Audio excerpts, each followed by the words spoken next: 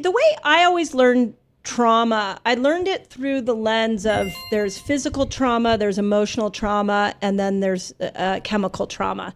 And I spent so many years in my clinic detoxing. Heavy metals was a big piece of what we did. And we always looked at things in terms of a toxic bucket.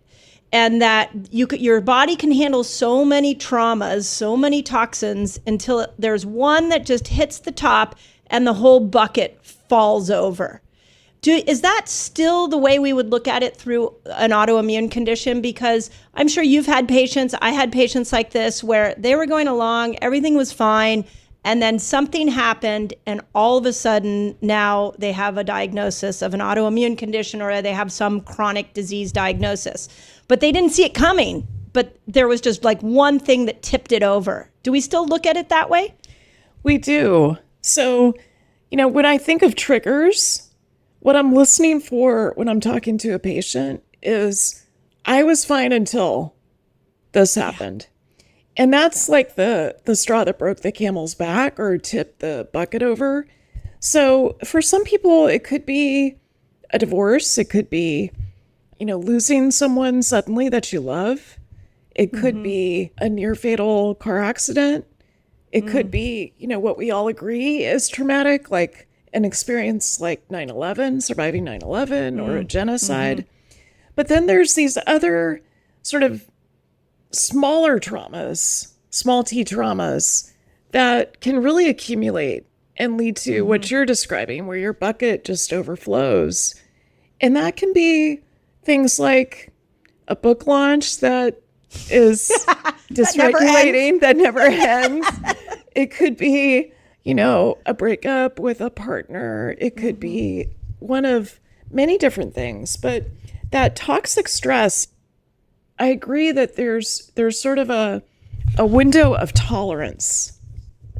There's maybe that's another way of thinking of the bucket, that there's this window of what you can tolerate. And that's true emotionally and psychologically. It's true in terms of toxins and your ability to detoxify and kind of keep up with it. And it's true in terms of physical trauma. So yeah, that window of tolerance, kind of noticing, are you within your window of tolerance, or are you someone who's kind of pushing the window and maybe outside of your window of tolerance? Knowing what that feels like in your body is really critical. Okay, so that concept right there is my new aha. Thank you for putting it into some words that my brain just stuck to. I think, and I'm pretty sure you're going to agree, that we are so dysregulated. And I'm especially going to say that we as women are so dysregulated. We have been working so hard to keep up with the patriarchal pace that we don't even know what regulated looks like. Yes. And the only reason that I can say this from firsthand experience was because of the crazy book launch that never ended with Fast Like a Girl. Once I said no, and I just stopped. I haven't been on a plane in like almost 10 weeks. Woo. I was on a plane every single week last year. And in that calm, I started to understand how off I was, how dysregulated I was. So going back to your statement, do we have any way of knowing that the trauma has taken over the body, that we are tipping into this really crazy place and we are dysregulated? Do we have anything that we can look towards other than what I did, which is just shut everything down and finally take a breath? Well, first, I want to honor you for shutting everything down, because I think that's a courageous thing to do. And it's often what's necessary to start to get back within your window of tolerance and just to kind of notice, maybe with fresh eyes, what is your window of tolerance? Yes. You learned that being on a plane once a week, not knowing where you're going to wake up in the morning, that's past your window of tolerance. Yeah. So I think there's a lot of ways to measure this. And I agree with you. I feel like we're more dysregulated than ever before in our history. Yeah. And I've been taking care of people for 30 years. I've never seen people who are more polarized and divisive and, just struggling with being able to wind down and go to sleep. Yeah. And so, we can measure this. We can, The way I think of window of tolerance is that you can measure it with the PINE system. So PINE is an acronym for your psychology, that's the P, your immune system, that's the I, your neurological system, the N, and then your endocrine system, the E. And so Love that. when you're past your window of tolerance, your psychology might start to change. You might feel more irritable. You might feel depressed, more anxious. In terms of your immune system, maybe you start making anti-nuclear antibodies. Your inflammation goes up. Maybe in your neurological system, your heart rate variability, which I track. I'm a big fan of wearables. I track it because I'm not the best historian. Like, I have a hard time sensing what is true. Yeah. Am I past my window of tolerance? And so things like heart rate variability, the measure between my sympathetic nervous system, fight, flight, freeze, fawn, and my parasympathetic nervous system, which is stay and play, rest and digest, the balance between the two is measured by HRV. And sometimes it's just way too low, like when you're on a plane every week. And then your endocrine system, of course, you can measure things like your cortisol, the stress hormones, estrogen, progesterone, testosterone, even insulin. And that links it to metabolism. So that was actually my first clue that I was just so tipped into freeze mode. My nervous system was in freeze. Was I put a CGM on, and my blood sugar was like crazy high, and my my fasting blood sugar, and I hadn't changed my diet at all, and I was like, whoa. Like, this is unusual. And so I used that as a marker. I also could not get enough deep sleep or REM sleep. I was like, didn't matter what I did, I couldn't get those in order. And that was like, those were like little inklings along the way that I'm like, something's off. So in your book, what I love is this chart that you have about broadening the definition of trauma, because when I looked at that, I was like, oh, and I don't have an autoimmune condition that I know of, but to your point, and you can maybe share what we talked about at the beginning before we started hitting recording about the number of healthy people that we're seeing with autoimmune markers. But when I look at this chart, I'm like, okay, overwhelm, yep, got that. Anxiety, yep. Hypervigilance, insomnia, difficulty connecting, anger, easily triggered, difficulties with focus, depression, self-sabotage, negative thought patterns, like all of those. Yeah.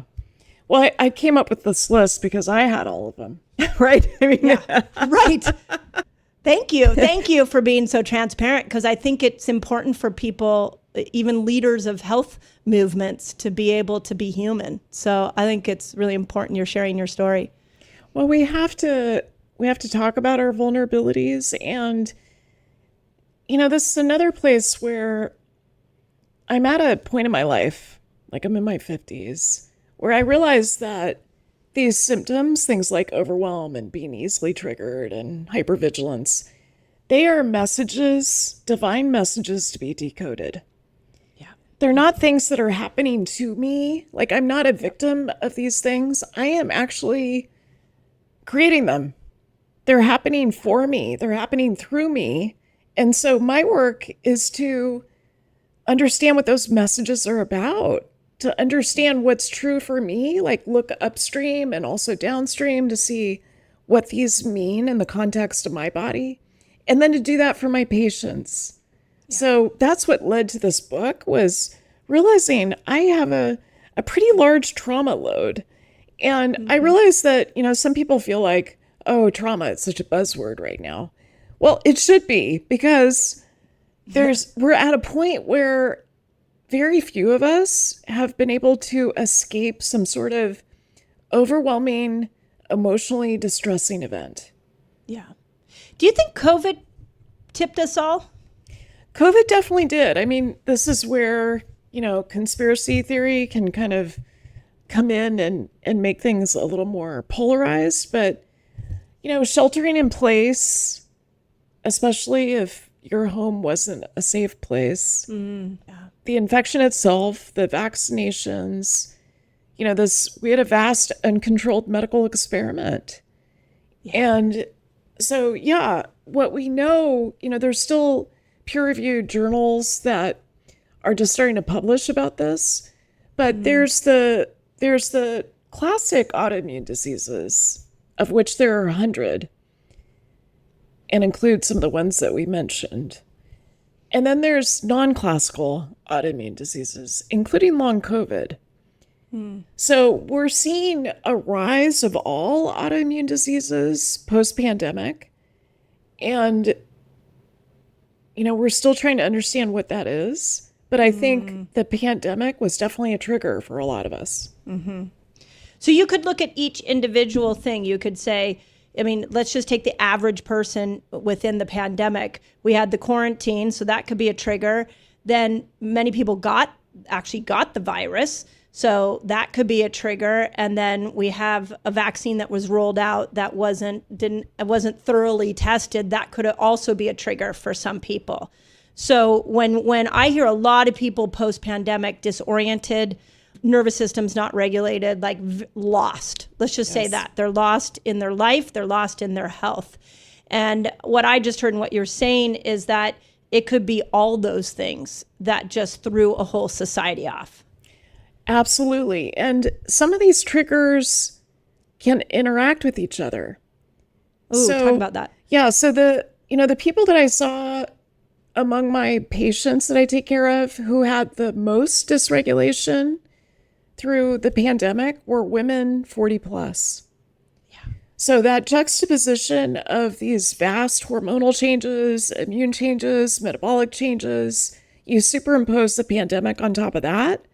The vaccine reactions I saw were mostly women who were 40 plus. New onset type 1 diabetes, new onset multiple sclerosis, new onset rheumatoid arthritis, long COVID. So some of these triggers can interact with each other and can be interdependent. Yeah. So if you went into COVID with a brewing toxic bucket, and then you hit all that, and then on top of that, you were in your perimenopausal years, I just want, because this is my audience, these are women over 40, and I want them to hear themselves, because what I think we do as women is when our health isn't working right, when our brain isn't working right, we don't think it's somebody else's problem. We think it's our problem, and we turn on ourselves. And we start going, I did something wrong, I must not be good enough, and that's where it breaks my heart.